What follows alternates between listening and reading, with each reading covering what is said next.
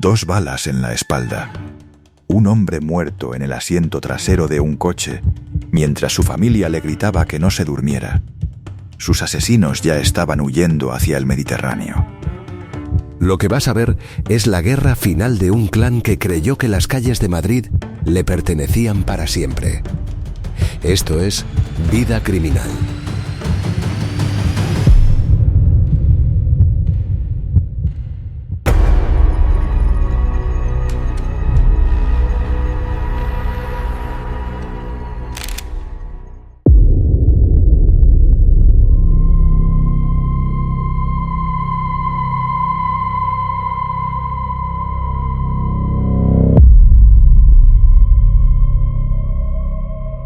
Dos balas en la espalda. No en un callejón de una película, en la calle Besolla de Madrid, a 12 minutos del centro, mientras un hombre intentaba alejarse corriendo de una ventana que escupía fuego. Lo que estás a punto de ver no es una reyerta, es el acto final de una guerra que llevaba décadas cocinándose en el asfalto de Carabanchel y que la noche del 17 de julio de 2023 decidió cobrar su precio de una sola vez. Pan bendito. 12 minutos pasada la medianoche. El barrio lleva horas quieto con esa quietud específica que no es paz, sino la tensión de quien sabe que algo está a punto de romperse. Las farolas del descampado frente al número de la calle Besolla proyectan sombras largas sobre el asfalto. No hay nadie en las aceras, o casi nadie. Un repartidor de comida a domicilio trabaja su ruta nocturna. Es un hombre sin relación alguna con lo que está a punto de ocurrir, alguien que esa noche solo quiere terminar su turno y llegar a casa. En cuestión de minutos, ese hombre va a convertirse en el testigo más importante de un juicio por asesinato ante la Audiencia Provincial de Madrid. 5 hombres se aproximan al descampado. Vienen del barrio de Orcasitas. Vienen cargados, armas blancas, armas de fuego y una rabia acumulada durante semanas que ningún protocolo institucional supo contener a tiempo. Su objetivo no es matar. Su objetivo es forzar una conversación que los líderes del otro clan les han negado una y otra vez. Gritan hacia la fachada del edificio. Gritan el nombre de El Perico. Exigen que baje. Nadie baja. Lo que baja son balas. Lo que ocurre en los siguientes 90 segundos va a ser objeto de debate pericial durante meses. Pero sobre un hecho central no hay discusión posible. Se contabilizan al menos 15 disparos en ese descampado. 15 detonaciones que rebotan contra las fachadas de los bloques de vivienda social, que perforan carrocerías de coches aparcados, que silban junto a la cabeza del repartidor, que lo obligan a pegarse contra la pared con el corazón saliéndosele del pecho. Los 5 hombres de Orcasitas intentan cubrirse. Corren, se dispersan entre los coches, el instinto de supervivencia toma el control en décimas de segundo. Pero Antonio Bebé no llega a cubrirse a tiempo. 38 años, vendedor ambulante, tío de uno de los jóvenes del clan. Un hombre que esa noche está ahí porque la sangre obliga, porque en ciertos mundos la familia no es una elección sino una condena. Antonio recibe 2 impactos de bala, ambos por la espalda, ambos mientras huye. Se desploma. Lo que sucede después ocurre en segundos. Uno de sus compañeros lo recoge del suelo. No llaman al SAMUR. No esperan a los servicios de emergencia. En ese mundo, esperar es morir. Lo meten en el asiento trasero de un vehículo particular y el coche sale disparado hacia el sur, hacia el Hospital Universitario 12 de Octubre, el único destino que tiene algún sentido en ese momento. El trayecto dura 2 minutos.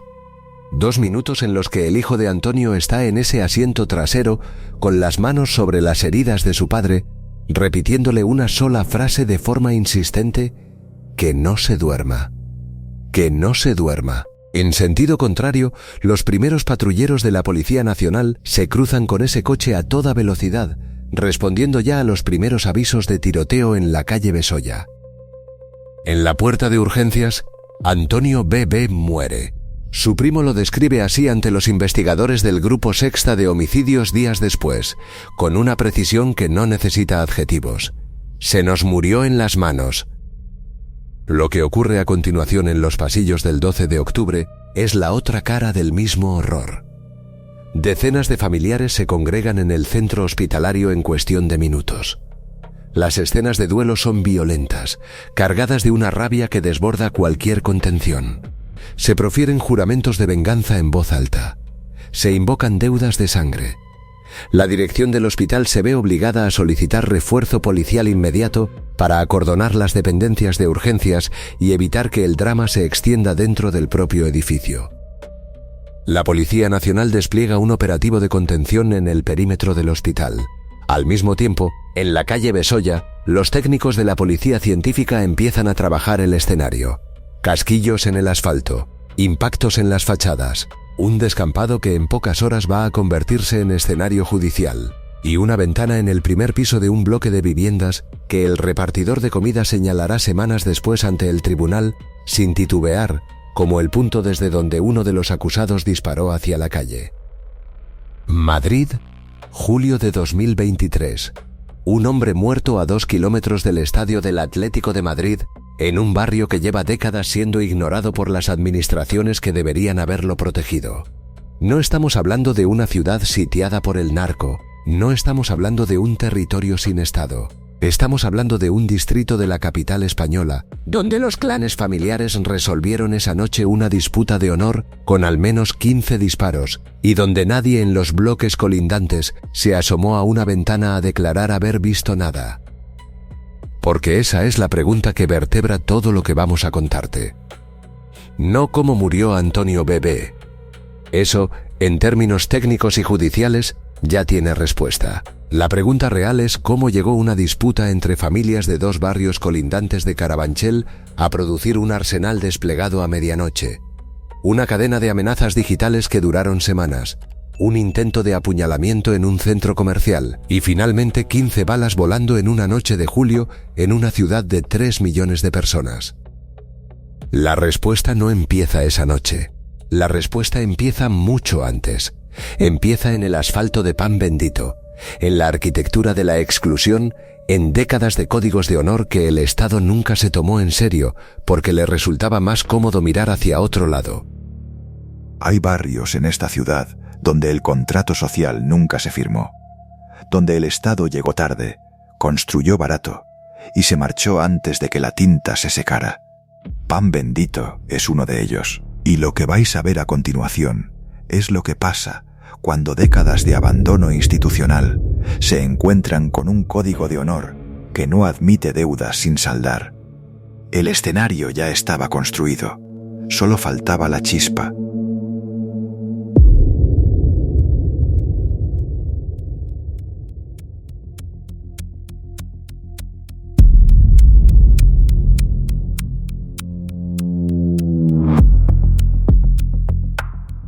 Una familia de vendedores ambulantes ve cómo su hijo muere en urgencias con 2 balas en la espalda.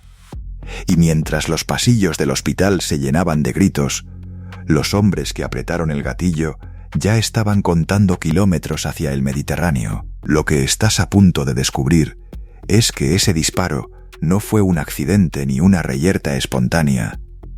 Fue el desenlace de una ciudad que decidió construir un barrio, llenarlo de gente y luego fingir que no existía.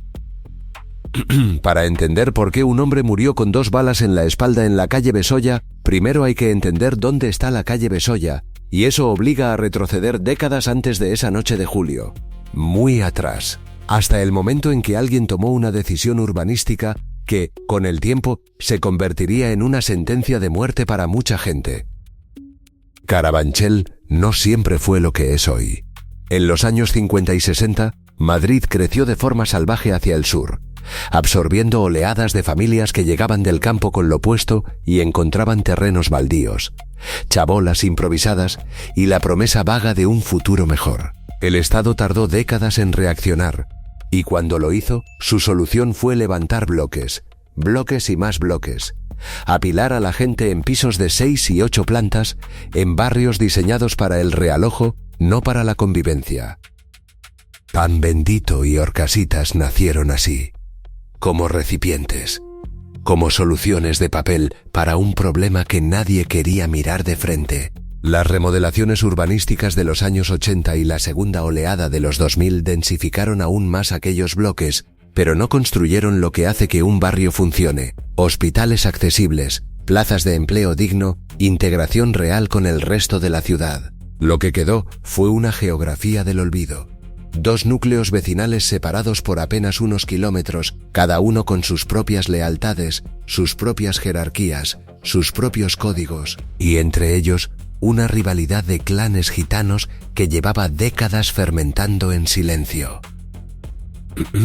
La calle Besoya, en Pan Bendito, tiene un historial que ninguna placa conmemora. En agosto de 2002, un ciudadano ucraniano murió en sus inmediaciones después de una simple discusión verbal.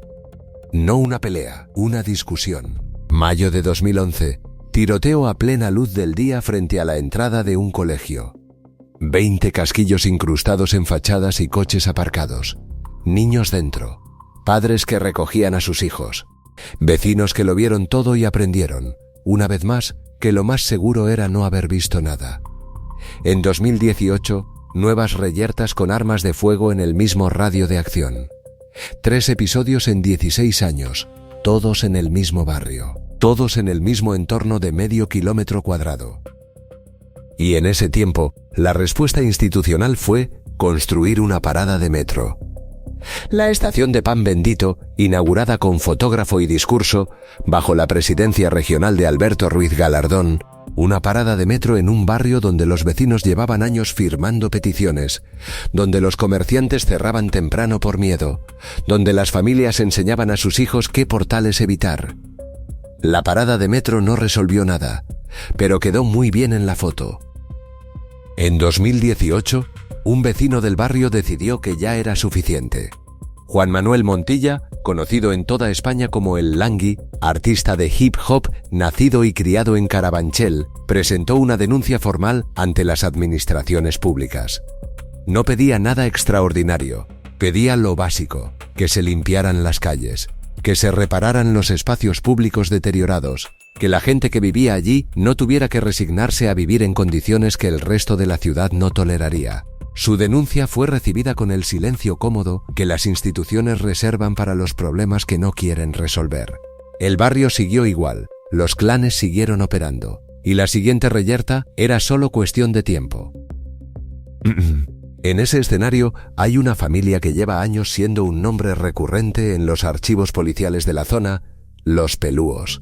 No es una organización criminal con estructura piramidal ni franquicias internacionales, es algo más antiguo y más difícil de desmantelar, una red familiar extensa que opera bajo un código de lealtad interno y que ha encontrado en los márgenes del sistema su fuente de ingresos. Sus antecedentes documentados incluyen coacciones, pertenencia a grupo criminal y una práctica tan depredadora como silenciosa: la ocupación sistemática de viviendas de protección oficial y su posterior subarriendo ilegal a terceras personas.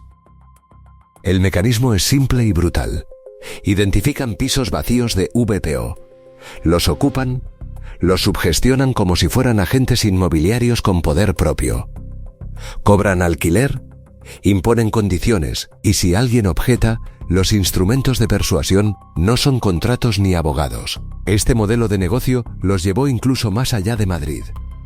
Las investigaciones periodísticas del programa Equipo de Investigación de La Sexta los ubicaron operando con el mismo esquema en Son Gotleu, en Palma de Mallorca, demostrando que la red de los Pelúos no era un fenómeno local, sino una estructura con ramificaciones geográficas. En Pan Bendito, sin embargo, era donde tenían el terreno más firme bajo los pies. Era su territorio.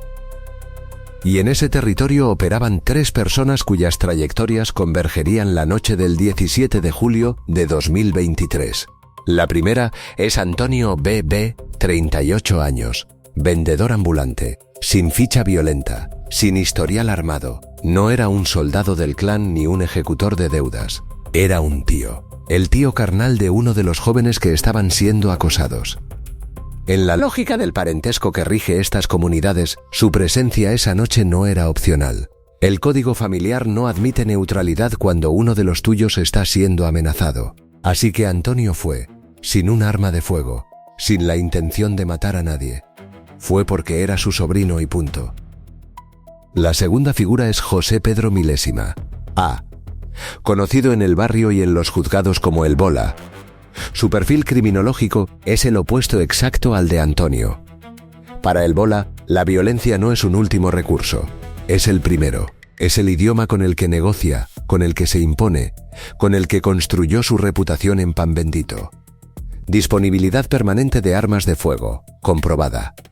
Desinhibición ante el daño físico, comprobada. Su estatus en el barrio no se sostenía sobre el dinero ni sobre el respeto ganado con el tiempo. Se sostenía sobre el miedo que generaba en quienes lo rodeaban.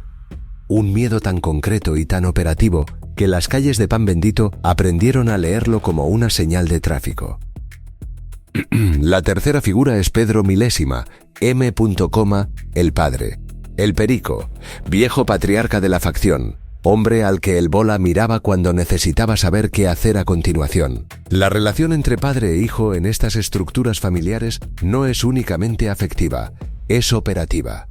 El Perico no era un espectador de los actos del Bola, era parte de la misma arquitectura de poder. Vivían en el mismo inmueble de la calle Besoya, compartían el mismo territorio, y cuando llegara la noche que cambiara todo, estarían en el mismo lugar, tomando las mismas decisiones.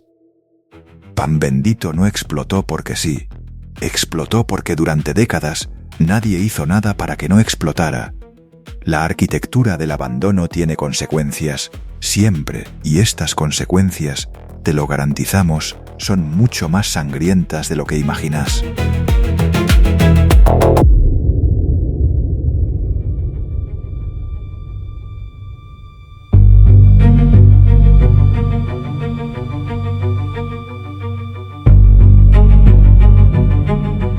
Un vidío. Eso es todo lo que hace falta para que un hombre decida matar. No un arma, no una deuda. Un vídeo de 30 segundos que recorre las pantallas de medio barrio y convierte la humillación en una orden de ejecución que nadie puede revocar. Antes de que cayera el primer disparo en la calle Besoya, hubo una semana entera de terror silencioso. Amenazas borradas, perfiles eliminados, un menor que cambiaba su número de teléfono cada pocos días y seguía recibiendo el mismo mensaje. Te vamos a contar exactamente cómo se construye una guerra, acción por acción, humillación por humillación, hasta que ya no hay salida posible para nadie. Junio de 2023. Las semanas anteriores a la explosión siempre tienen una textura específica. No son caóticas, son mecánicas. Cada pieza encaja en la siguiente con una precisión que solo se entiende en retrospectiva cuando ya no queda nada que salvar. 3 jóvenes del clan de Orcasitas encontraron al Bola en la entrada de un pub. Lo que ocurrió a continuación no fue una disputa, fue una ejecución de reputación. Le propinaron una paliza delante de testigos en su propio territorio, frente a las puertas del local.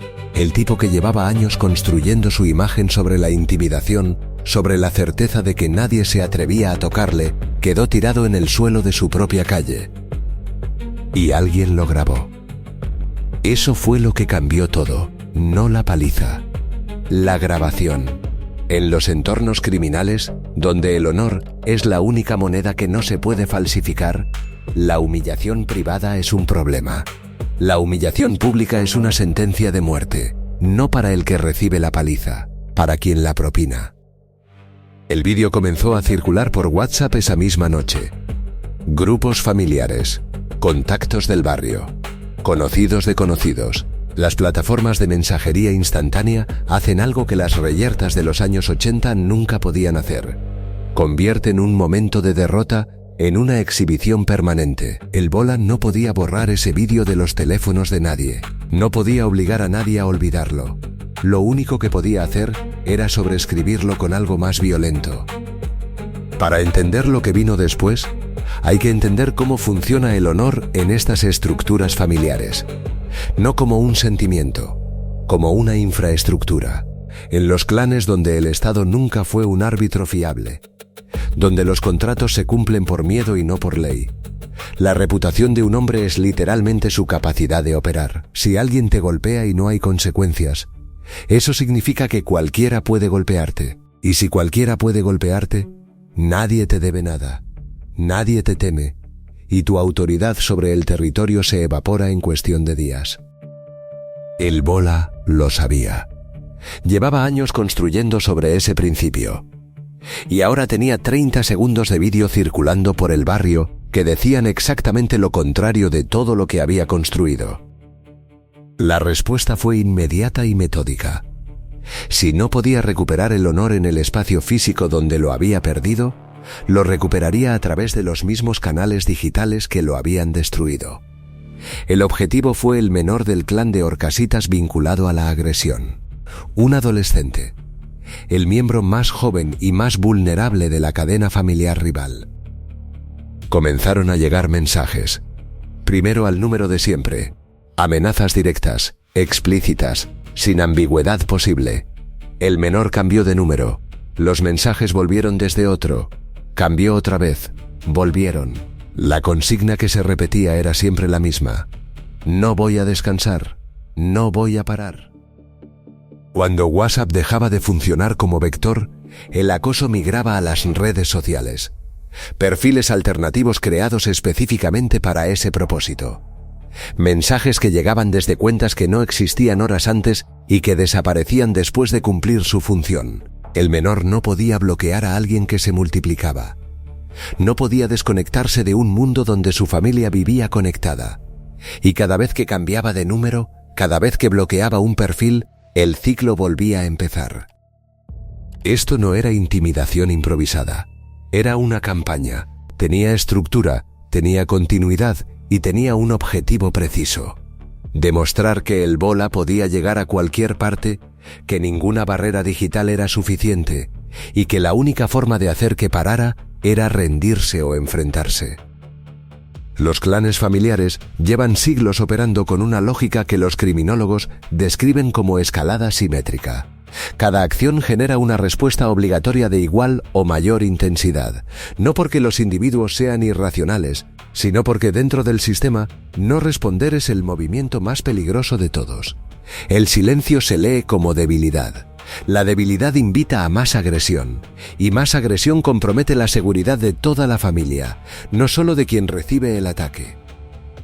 El clan de Horcasitas estaba atrapado en esa lógica, y el Bola también. Ninguno de los dos podía simplemente decidir que la situación no merecía más violencia. El sistema no lo permitía.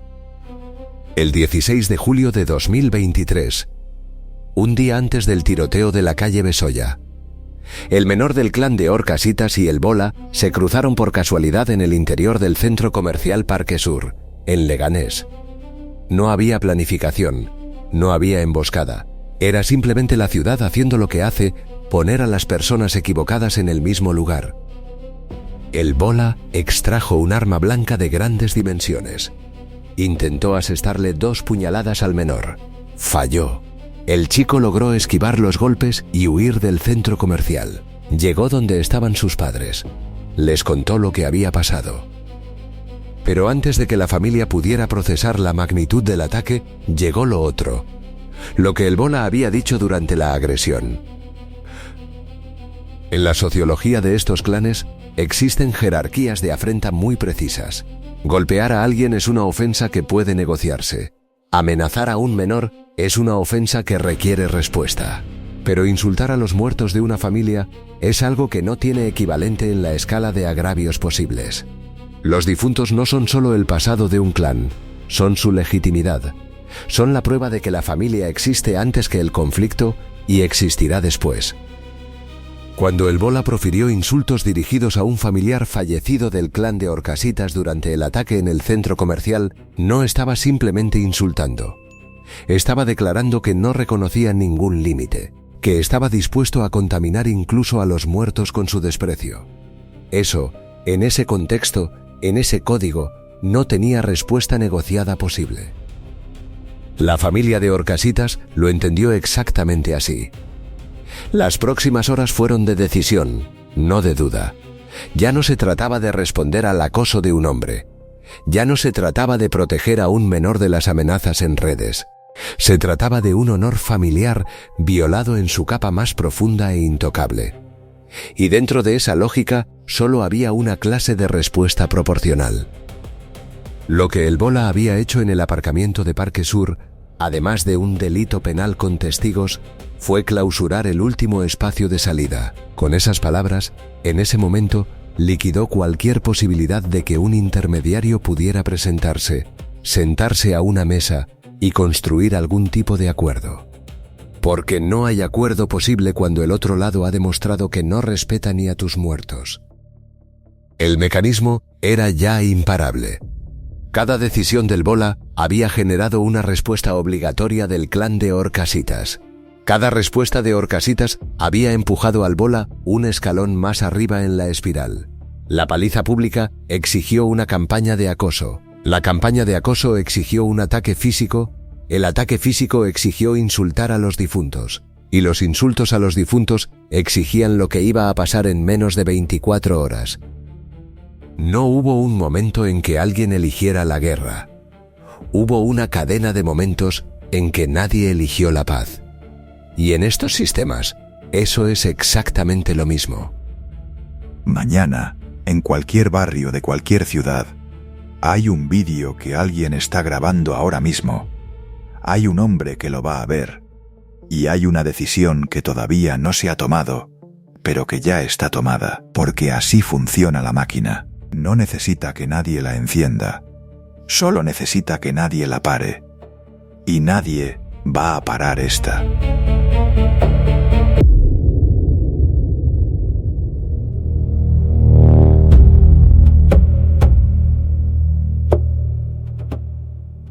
Un hombre mayor cruzó Madrid con la única arma que le quedaba a su clan, la palabra. Lo mandaron de vuelta a la puerta. Lo que vino después no fue una reyerta, fue una ejecución con 15 balas testigos. Escucha bien lo que te vamos a contar ahora, porque este acto no empieza con un disparo. Empieza con un anciano al que le cierran la puerta en la cara. Y desde ese preciso instante, todo lo que ocurre después ya era inevitable. En la cultura de los clanes gitanos tradicionales, la mediación de los mayores no es una cortesía. Es una institución. Cuando el conflicto entre el clan de Horcasitas y la familia de los Pelúos llegó al límite que nadie quería cruzar, los líderes de Horcasitas activaron el único mecanismo que históricamente había detenido la sangre antes de derramarse. Mandaron a un patriarca. Un hombre respetado, de edad, con peso suficiente para que ambos lados bajaran la guardia y abrieran una puerta. Se desplazó en persona al barrio de Pan Bendito. Llamó y los Pelúos se negaron a recibirle. No hubo insulto, no hubo amenaza, solo una puerta que no se abrió. Pero en el lenguaje de los códigos de honor, esa puerta cerrada equivalía a una declaración formal de guerra, porque rechazar al mediador no es solo rechazar la paz, es comunicar que ya no te importa el precio de lo que viene. Tras el fracaso de la vía diplomática, los hombres de Horcasitas se reunieron y tomaron una decisión que ninguno de ellos podría deshacer una vez tomada. Si los Pelúos no querían hablar, hablarían de otra manera. Esa noche del 17 de julio de 2023, 5 hombres se prepararon para cruzar a territorio enemigo. La preparación fue metódica dentro de su lógica brutal. Armas blancas, armas de fuego. No iban a presentarse desprotegidos en el territorio donde el Bola llevaba semanas actuando como si la ley no existiera. Pero hicieron algo más, algo que los investigadores del Grupo Sexta de Homicidios encontrarían después profundamente significativo. Antes de salir, enviaron mensajes a la Policía Nacional. Mensajes avisando de que esa noche podría producirse una alteración del orden público en la calle Besoya. Era una señal ambivalente y desesperada al mismo tiempo. Por un lado, dejaban constancia de que su intención declarada era forzar una interlocución, no perpetrar una emboscada. Por otro, estaban documentando su propio camino hacia una confrontación que ninguno de ellos creía que la policía iba a llegar a tiempo para evitar. Cerca de la medianoche, los 5 hombres llegaron al descampado frente al inmueble de la calle Besolla donde residían los acusados.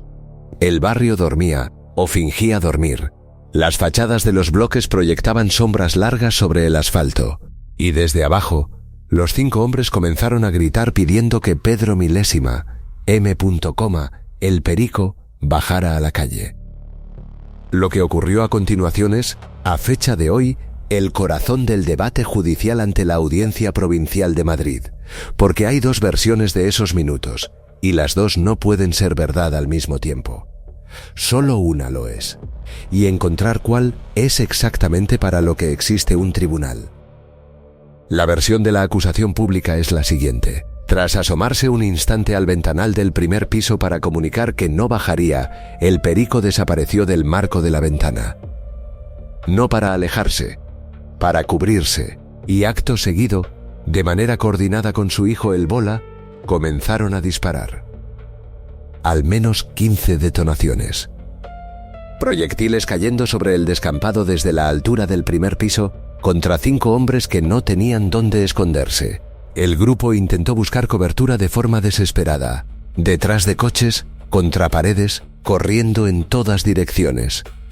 Pero Antonio B.B. no llegó a tiempo. 2 impactos de bala le alcanzaron por la espalda y en la región lumbar mientras huía. 2 balas. Por detrás, a un hombre que no disparaba, a un hombre que solo estaba allí porque su sobrino llevaba semanas siendo acosado y nadie más parecía dispuesto a plantarse.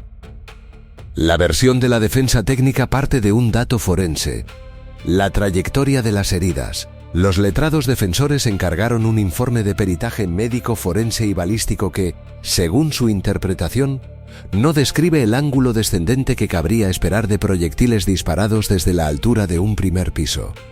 La trayectoria, afirman, es horizontal, plana, compatible con un disparo efectuado a ras del suelo, no desde una ventana elevada. La conclusión que extrae la defensa de ese dato es demoledora en su frialdad. Antonio B.B. no fue asesinado por el Bola ni por el Perico. Fue alcanzado por error por un proyectil detonado por alguno de sus propios acompañantes en el caos del tiroteo. Fuego amigo, la muerte más inútil de todas, la que te da tu propio bando. Para sostener esta versión, la defensa aportó además análisis de fotogramas extraídos de las cámaras de seguridad de la zona. En esas imágenes, según los letrados, se observa a un integrante del clan de Horcasitas perdiendo accidentalmente una pistola durante la huida, y a otro de sus acompañantes agachándose rápidamente para recogerla del pavimento. Una prueba, argumentan, de que el tiroteo fue bidireccional y de que el bando que llegó como parte ofendida llegó también con armas y con intención de usarlas. 2 versiones, un muerto, y en medio de las 2, la única figura que no pertenece a ninguno de los 2 clanes, un repartidor de comida a domicilio. Esa noche, un hombre que hacía su trabajo atravesó la calle Besolla en el momento equivocado, o en el momento exacto, dependiendo de cómo se mire. Escuchó el silbido de los proyectiles a escasa distancia de su cabeza. Vio como una de las figuras del descampado se desplomaba, y vio, sin margen para la duda según su propio testimonio, a uno de los procesados asomado a la ventana del primer piso, disparando repetidamente hacia la calle. Su declaración ante la Audiencia Provincial fue calificada por el tribunal como la de un testigo de máxima fiabilidad, y no es difícil entender por qué. No era familia de nadie. No debía lealtad a ninguno de los 2 clanes. No tenía miedo a represalias de ningún bando porque no pertenecía a ninguno. Era simplemente alguien que estaba allí, que vio lo que vio y que lo dijo. En un caso construido casi en su totalidad sobre el testimonio de miembros del clan de la víctima, lo que la defensa explotó meticulosamente para atacar la credibilidad de cada declaración, la figura del repartidor cambió la geometría del juicio, porque su versión de los hechos no coincide con la narrativa del fuego amigo, coincide con la de la acusación. Y hay algo más que los investigadores del Grupo Sexta de Homicidios habían reconstruido con paciencia milimétrica durante los meses previos al juicio: la cadena digital de amenazas. Los mensajes de WhatsApp enviados al menor durante semanas, los perfiles alternativos en redes sociales creados específicamente para eludir los bloqueos, la consigna repetida una y otra vez como un mantra: no voy a descansar, no voy a parar, y el intento de apuñalamiento en Parque Sur apenas 24 horas antes del tiroteo, registrado en cámaras, con testigos, con una víctima que escapó por muy poco. Todo eso construía un contexto que la defensa no podía desmantelar con un debate sobre ángulos de trayectoria. Porque la pregunta que flotaba sobre el plenario no era solo técnica, era de intención. Y la intención de El Bola hacia el clan de Horcasitas llevaba semanas siendo documentada en tiempo real por el propio El Bola. Piénsalo un momento. 5 hombres avisaron a la policía antes de salir, como si supieran exactamente lo que iba a pasar, como si el único control que les quedaba sobre esa noche fuera dejar escrito que ellos no habían querido que terminara así. Y mientras el tribunal pesa cada gramo de evidencia, mientras los peritos discuten sobre ángulos y trayectorias, mientras los abogados construyen sus castillos sobre datos forenses, hay una certeza que ningún juicio puede procesar del todo. Antonio B.B. fue enterrado antes de que empezara la vista oral, y los que cerraron esa puerta al mediador ya sabían que eso estaba a punto de ocurrir. Lo que todavía no saben es cuánto les va a costar.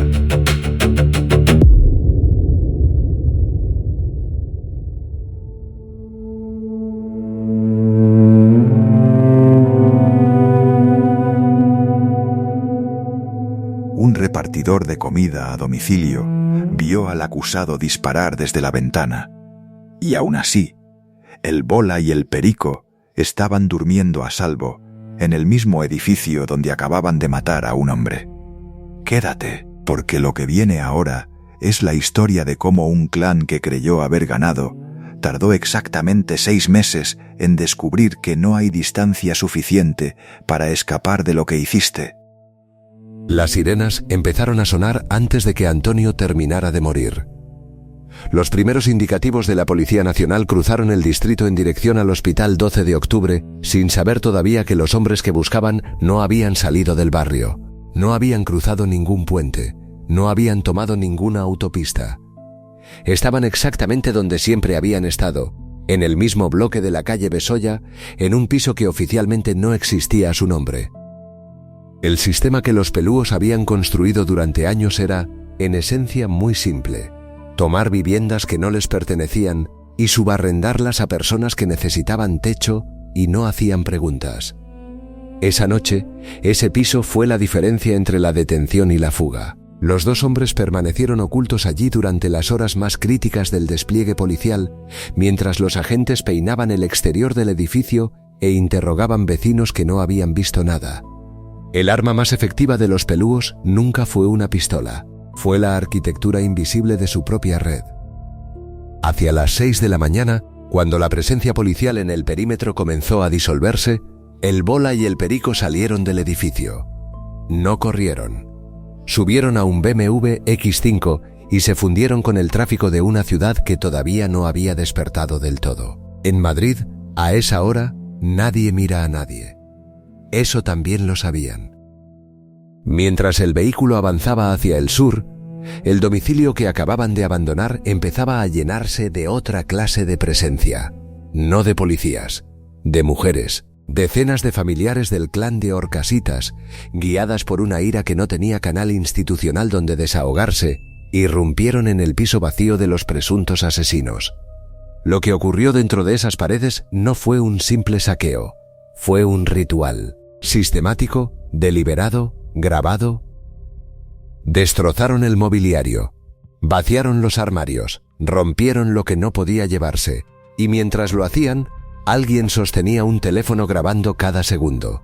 El vídeo apareció en redes sociales antes de que amaneciera del todo. Las consignas eran explícitas, sin eufemismos. Mala bomba os caiga, era inocente y lo han matado como a un perro, no vais a quedar ni uno.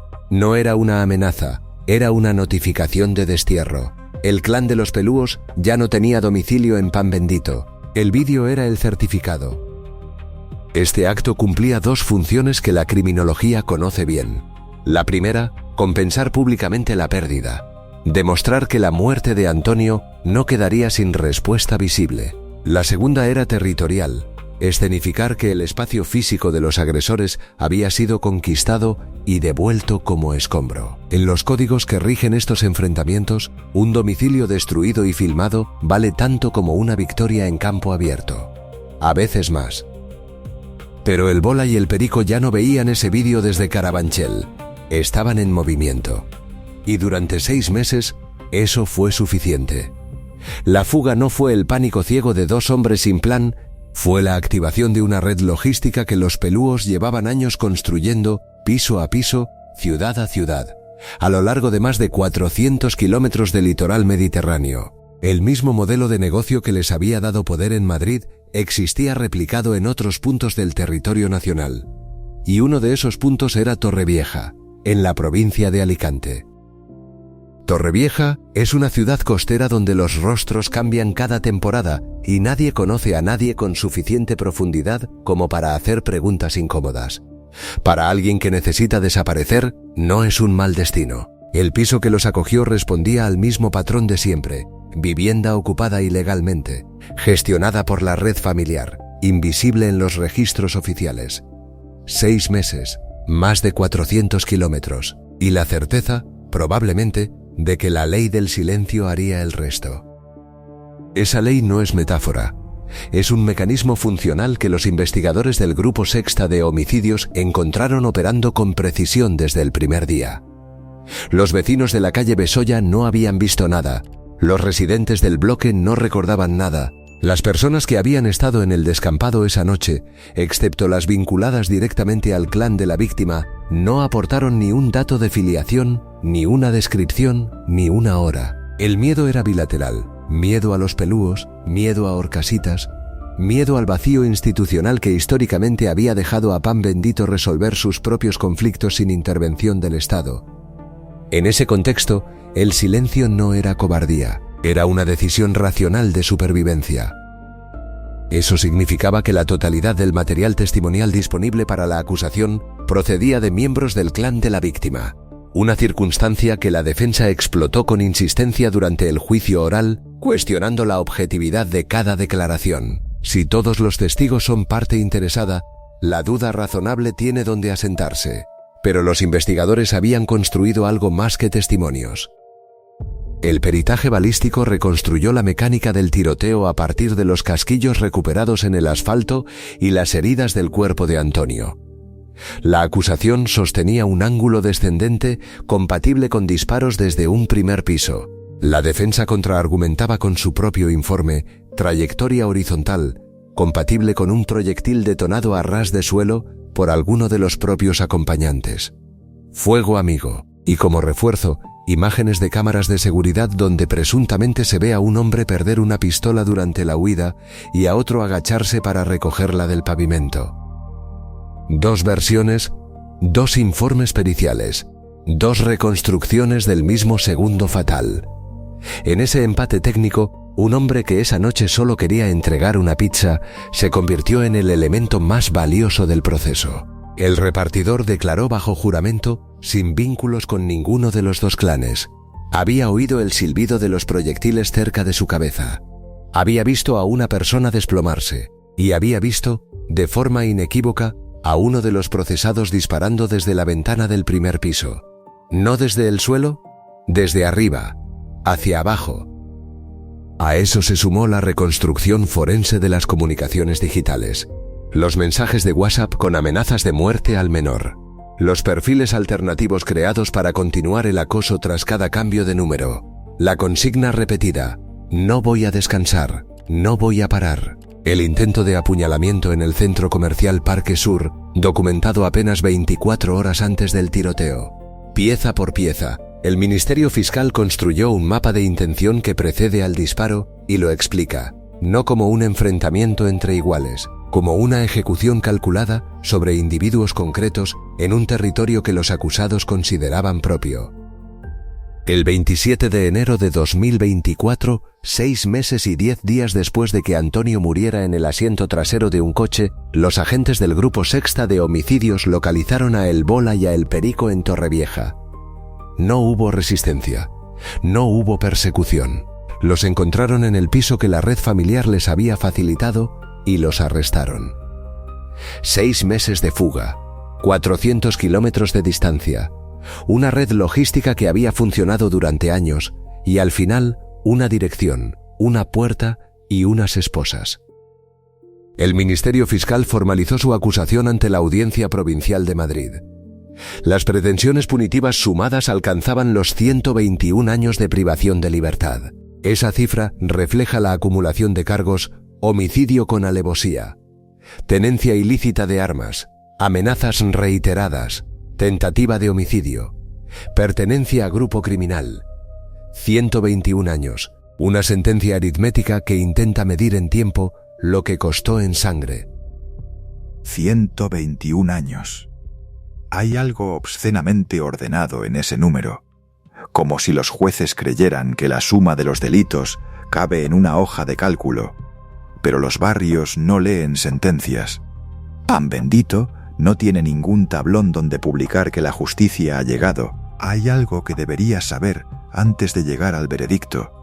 La condena cierra un expediente, pero los códigos que construyeron este crimen llevan décadas escribiéndose y no los redacta ningún juez.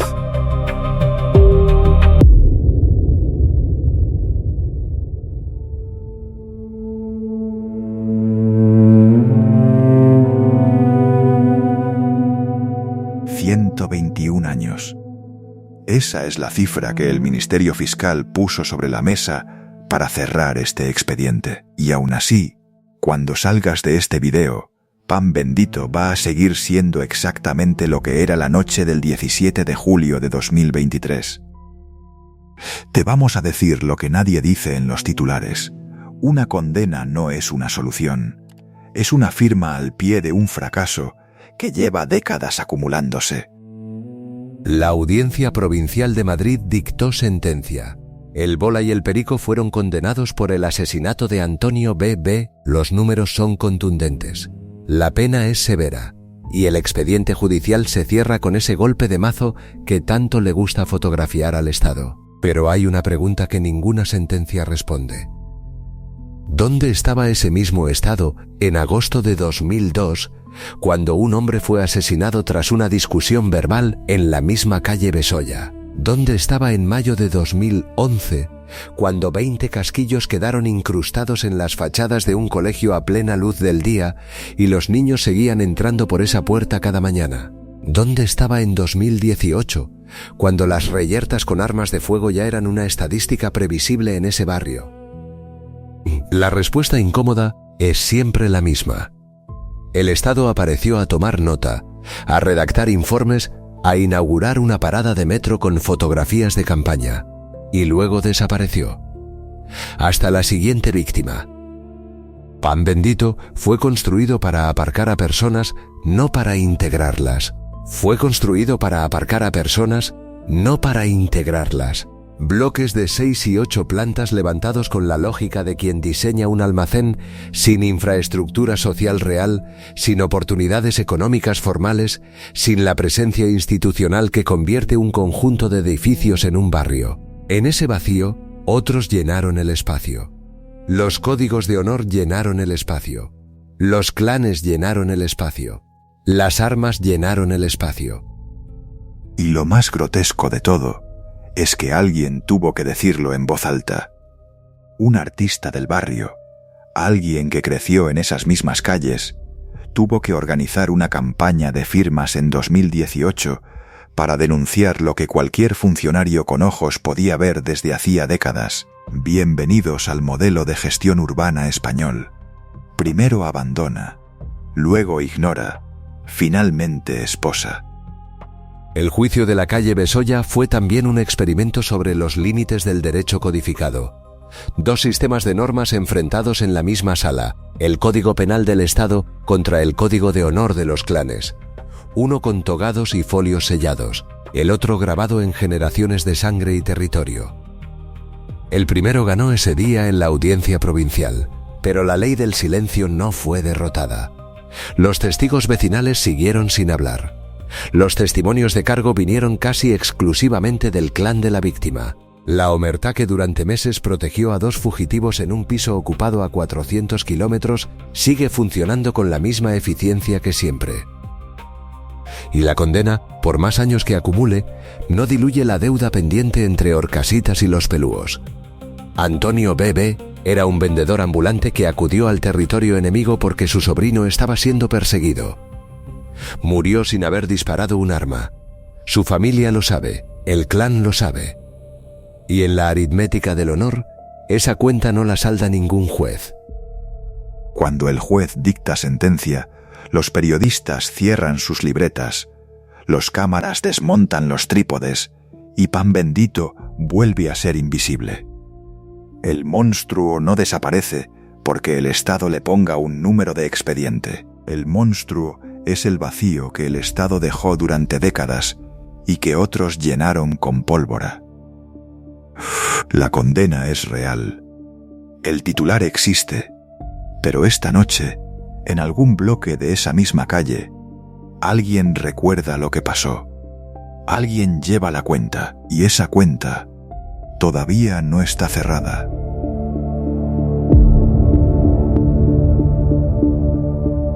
Desclasificar este nivel de información lleva semanas de archivo, de fuentes, de silencio calculado.